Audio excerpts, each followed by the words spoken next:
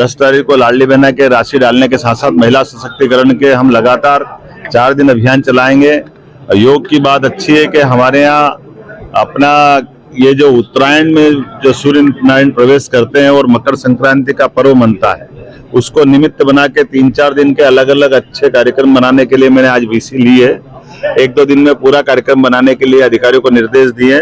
उम्मीद कर रहे हैं कि सभी प्रकार के ट्रेडिशनल खेल जो होते करने के लिए लगातार जोर दे रहे हैं। और उन्होंने भी 4 श्रेणियां बताई है, उसमें किसान, युवा, महिला, गरीब, महिलाओं की सशक्तिकरण के लिए मध्य प्रदेश सरकार भी लगातार काम कर रही है।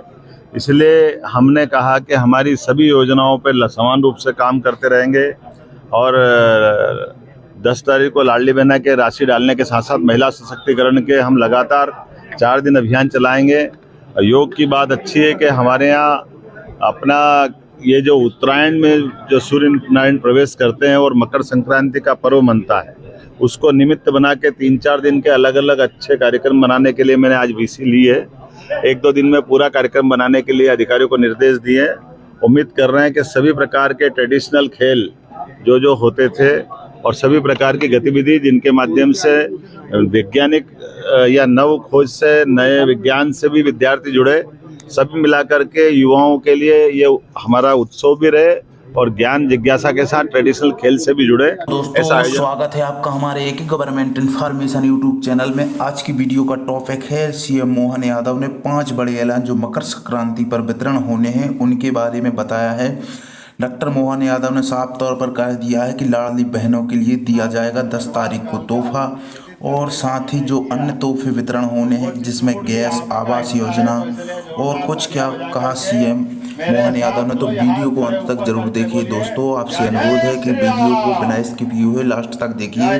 क्या कुछ तोहफा देने की बात कही है डॉक्टर मोहन यादव ने। सबका सौभाग्य है आज का ये जो अद्वितीय पल है और इस पल के लिए तो वर्तमान के दौर में खास करके 500 साल बाद यशस्वी प्रधानमंत्री के नेतृत्व में कानून और व्यवस्था के आधार पर जिस प्रकार से सुप्रीम कोर्ट के निर्णय का पालन हुआ है, मैं माननीय उप मुख्यमंत्री राजेंद्र जी शुक्ला, जोरदार तालियां बजाओ राजेंद्र जी के लिए।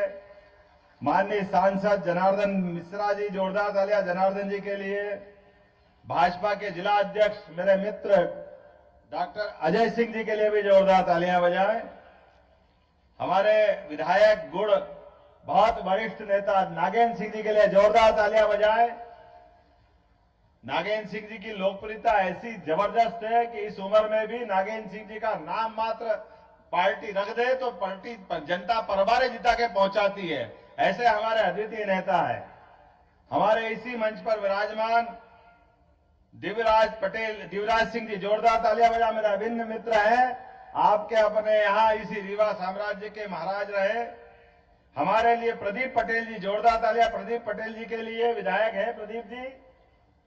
यहाँ मंच पर मौजूद सिद्धार्थ, अब आप तालियां बजाते रहिए, नाम ज्यादा है और मेरे को 5:30 बजे के पहले वापस यहाँ से सबसे पहले खजुराहो जाना है, तो इसीलिए नरेंद्र प्रजापति जी, जोरदार नरेंद्र प्रजापति जी, सिद्धार्थ तिवारी जी, राजेश पांडे जी, अनिल पटेल जी, नीता कौल जी, प्रणव प्रताप सिंह जी, वेंकटेश पांडे जी, वीरेंद्र गुप्ता जी, श्रीमती प्रज्ञा त्रिपाठी जी, श्री राजेंद्र पांडे जी, सुरेंद्र चंदेल जी, श्रीमती ममता गुप्ता जी, श्री राम जी प्रजापति और हमारी इस अंचल की 2 मेरी मंत्रिमंडल की साथी बहनें, जोरदार तालियां प्रतिभा बागरी जी के लिए भी और राधा सिंह जी के लिए जोरदार तालियां बजाइए।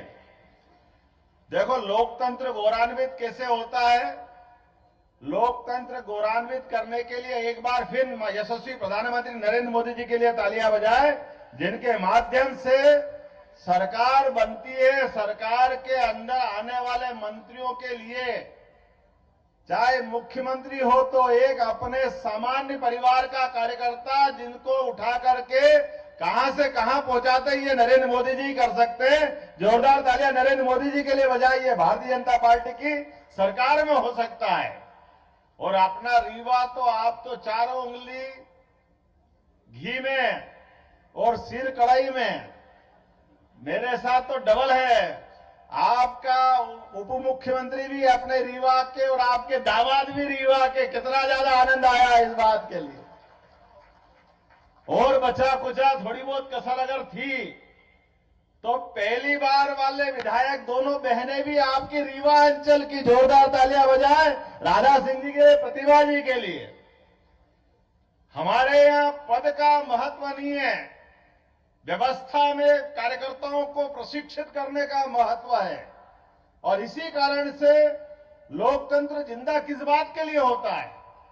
लोकतंत्र की लंबी लड़ाई में अमर शहीद क्रांतिकारियों ने अपने बलिदान दिया है, अपने आत्म आहुतियां दी है। और रीवा का तो मैंने अपने दिवराज सिंह जी से सुना है, रीवा हमारा वो साम्राज्य है जब मुगल सत्ता ने तलवार के दम पर अच्छे अच्छे को परास्त किया, तो रीवा साम्राज्य ने हमारी सनातन संस्कृति को बचाने के लिए सदैव युक्ति बुद्धि से अपना रास्ता निकालते निकालते पूरा सनातन धर्म को बचाने का प्रयास किया। मैं इस बात के लिए आनंदित भी हूं कि हाँ, रीवा का अपना वाकई समय आ गया विकास का। जोरदार तालियां बजाओ, अब कोई कोर कसर बाकी नहीं रहेगी रीवा के लिए।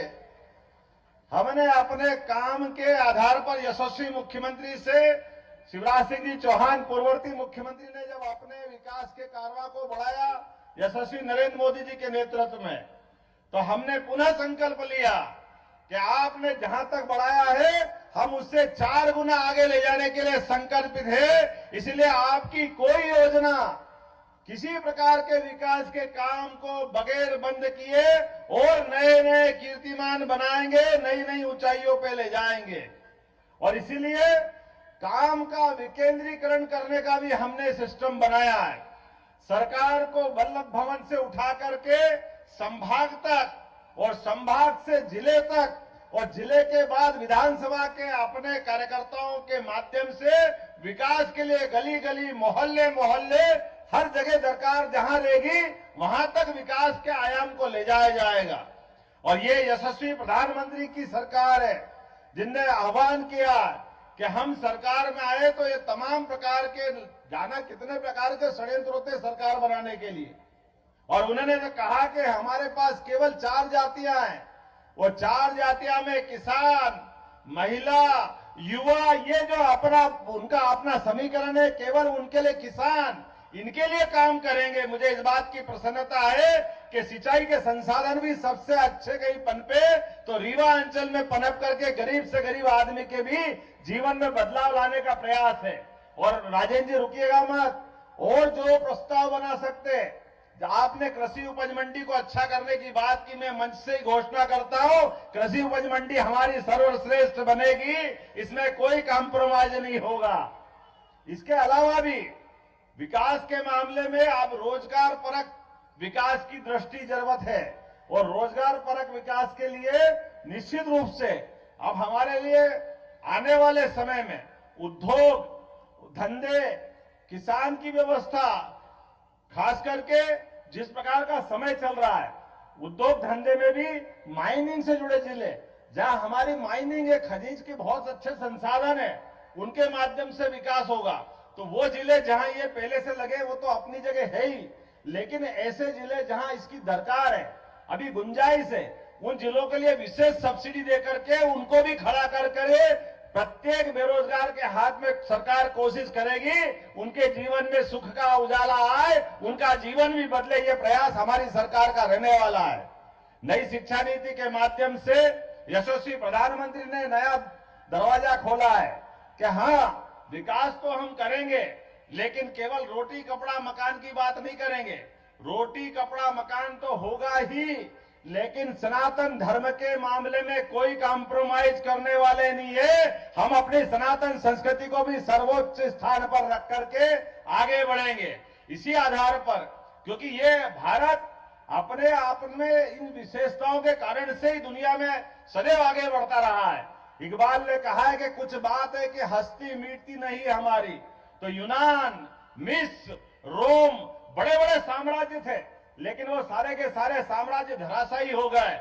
लेकिन हमारे अपने इस भारत की विशेषता है, ये अपने यहाँ पर अपनी परंपराओं के साथ अपने पुरखों के बनाए वो उच्चतम मापदंड उनको सबको स्थापित करके चलता है। इसलिए प्रभु राम में आस्था करने का मामला हो तो हाँ कहता कि हाँ हमारे पूर्वज थे। अब ये अलग बात है कि उसके मामले भी लोग राजनीति करते हैं। जिनको राजनीति करना वो राजनीति करे, उसकी परवाह भारतीय जनता पार्टी न कभी करी है न कभी करेगी। प्रभु रामचंद्र जी ने सारा जीवन अपना कदम कदम पर पूरे भारतवर्ष के लिए समूची मानवता को धन्य करने के लिए गुजारा है। आज भी बच्चा बच्चा सबका सपना होता है कि राम राज्य होना चाहिए। भगवान राम को इस पृथ्वी पे अवतरित हुए 17 लाख साल से ज्यादा साल हो गए, लेकिन आज भी रोम रोम में राम समाये हुए हैं। और एक तरफ हम जब राम की बात करते तो हमको मालूम है आज भी बड़े दुर्भाग्य के साथ कहना पड़ रहा है। अरे भाई सुप्रीम कोर्ट ने निश्चित कर दिया है, सुप्रीम कोर्ट से तो बड़ी कोई कोर्ट हो नहीं सकती है। सुप्रीम कोर्ट ने निश्चित किया कि हाँ अयोध्या में भगवान राम का मंदिर बनना चाहिए, वो मार्ग प्रशस्त होना चाहिए। मुझे इस बात की प्रसन्नता के मुस्लिम बंधुओं ने भी, जो पिटिशनर थे, उनने भी कहा कि हाँ हमको भी सहमति है, हम ये भगवान राम का मंदिर अयोध्या में बनना चाहिए। लेकिन अभी भी कांग्रेस के कुछ नेताओं का पेट दुख रहा है, अभी भी वो मानने को तैयार नहीं कि वह मंदिर बनना चाहिए। कोई इनको छोड़ने वाला है क्या? आप बताइए, ऐसे लोगों को कोई माफ करने वाला है क्या जो प्रभु राम के मामले में अड़ंगा लगाए? जीते जी पहले कह रहे थे प्रभु राम की बात करते हो, मंदिर नहीं बनाएंगे, तारीख नहीं बताएंगे। अब जब तारीख भी बता दी, मंदिर भी तैयार है, 22 जनवरी को हमारा अपना प्रभु राम के गर्भगृह में प्रवेश का भी मामला है, तो अब कह रहे हैं दूसरा मुद्दा खड़ा कर दिया। अरे भाई वो मूर्ति कहाँ है? अरे भैया तुम्हारा तो भरोसा ही नहीं था राम में, तो भगवान को कहाँ ढूंढ रहे हो? भगवान तो हमारे और आपके दिल में, जो प्रभु को राम